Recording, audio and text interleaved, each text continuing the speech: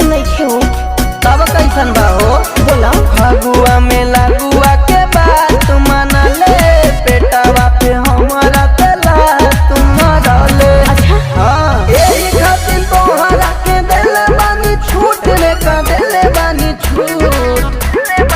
अरे तो हमार कौन गलती बा होलिया में चोलिया ने गोहिलू लूटू खिया के दलबो ओखरी में धनवा देले है बटे फूटू खिया के दलबो होलिया में चोली तो हमले हर सलूट हो खिया के दलबो।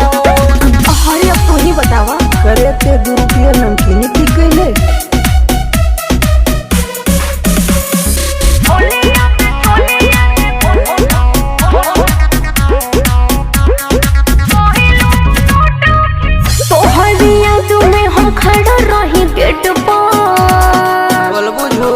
नजर गड़ैले रहे हमरा चॉकलेट पर अरे विश्वास तो करो के विश्वास करी धोखा कैले बाड़ू चोलिया दुखाए लागी रे एह होलिया में बड़ी तोरा है लागी रे।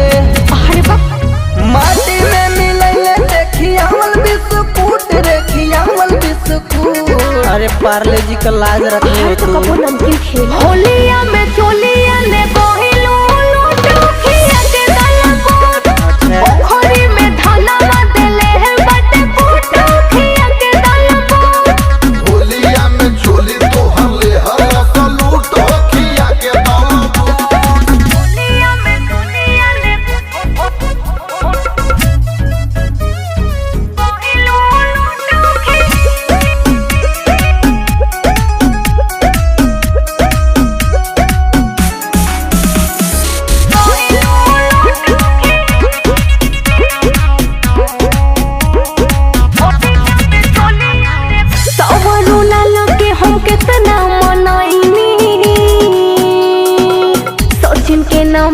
के बड़ी देर वहीनी ऐसा खुला सामान दिखाई अगरबत्ती थोड़ी दिखाई खोस दी क्यों न कर जानी घरा बारा बाद कइले एह होली में देवांग के आबाद कइले।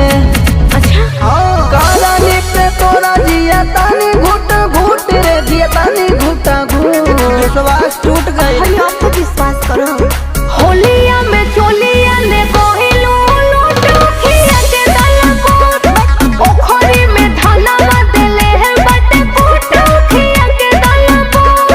होलिया में चोली तो हमले हर सलूट हो खिया के दलबो। ओके जाके समझा दियो पहले तो के बल भेलतिया।